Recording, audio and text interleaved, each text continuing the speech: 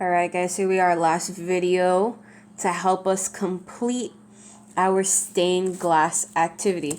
So tomorrow in class, theoretically, we should all be graphing. If you already started, great job. If not, you have all period tomorrow to be graphing.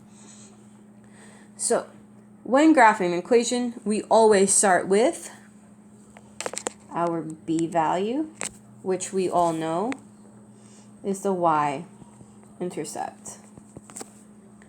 Okay, and the slope tells us our change in y over change in x, our fraction, tells us to rise over run. And rise just means to go up if it's positive or go down if it's negative. And then run, we're always running to the right until we run out of space, and then we know we just got to do the opposite. So let's go back in time a little bit. Let's go back to our first video on Wednesday that you guys watched for Tuesday night and for Wednesday in class. So we're going to take these equations right here. We're going to take these equations from last night's video, 4, 5, and 6, 7, 8, and 9. And these are the ones that we're graphing today. So pause here, take a moment, and fill in all 9 of those equations. Alrighty guys, let's get graphing. I'm going to start with number 1. So I'm going to do number 1 in, I'll do number 1 in green. So I'm just going to circle it in the color I'm doing it so you guys can follow along with me. Okay, so it says negative 1x plus 5. So I'm going to start over here with the 5. I'm going to plot that first. 1, 2, 3, 4, 5. And just a quick reminder, yellow is our y-axis. Blue is our x-axis. And give me a moment and I'll label that for you. Alright, so now the slope for number 1 is negative 1 over 2. So that means I'm going to go down 1 and to the right 2. So go down 1 to the right 2. Down 1 over 2. Down 1 over 2. And keep going. And I ran out of space on this side. So what do I go do now? I go back to my y-intercept and I do the opposite, which means I have to go up 1 and to the left 2. I got to go in the opposite direction, but follow the same pattern. Alright, and there we go. I ran out of space on both sides. So now I'm going to just connect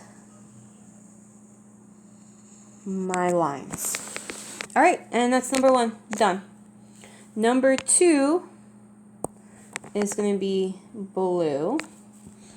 So it's negative 1x plus 4. So again, we're going to start over here with the 4. Plot the 4.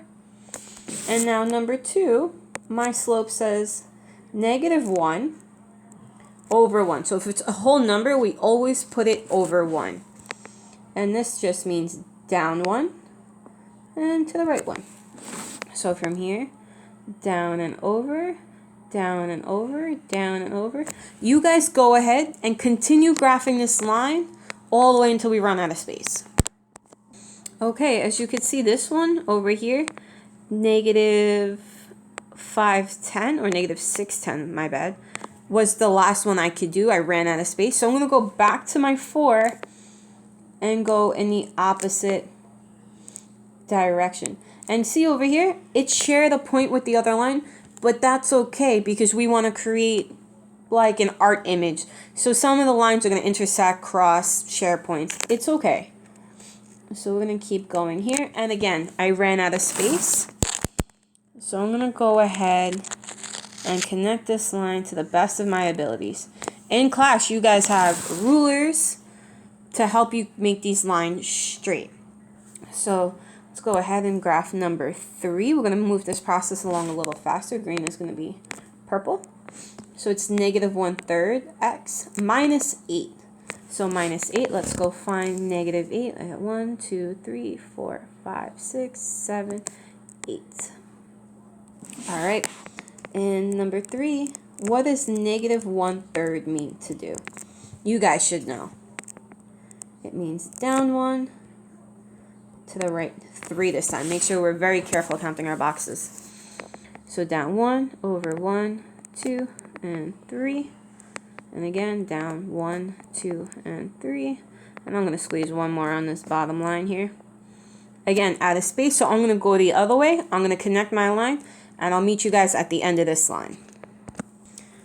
Alright guys, I just realized I forgot to do something really important. So I'm going to go back to green for line number 1. Because we're going to have so many lines on this graph, I don't know what is what. So to help me out, I'm going to go ahead and label the line. So number 1, the line is here, so I'm just going to put a nice big number 1 on that line. Go back to number 2. I'm going to put a nice big number 2 on this line, so I know it's there. And then number 3, we just did that one. I'm going to put a 3 here. So you must label each line. So I'm going to graph about 2 more lines with you guys, but let's just go over some rules for graphing. What are we looking to see? When me and Miss Mish graph this grade this project, what are we looking for? We must see. All right.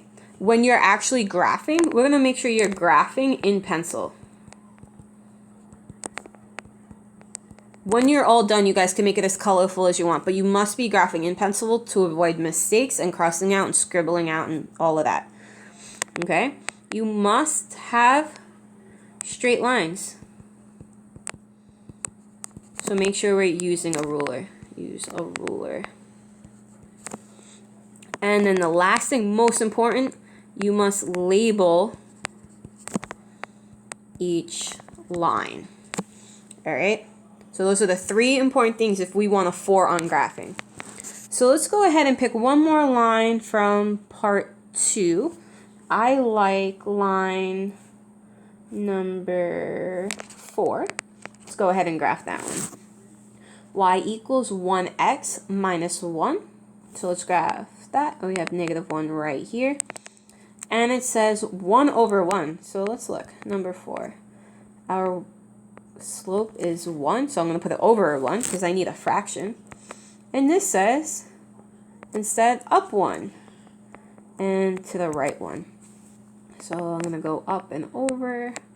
Up and over. Look, I'm crossing through the blue, and that's okay. I'm sharing a point with the green. That's awesome. And I'm going to keep going. Connect this with a straight line and label it. Alright guys, and one more. Let's graph one more line together in brown. Let's graph number 8. Number 8 is interesting. So it says y equals 5x, but there's no y-intercept. But remember, in the problem it said there was a 0 initial phi. So that means I start right here at the origin. And my slope means to go up 5 and to the right 5. So let's do that. 1, 2, 3, 4, 5, and over 1. Up 1, 2, 3, 4, 5, and over 1.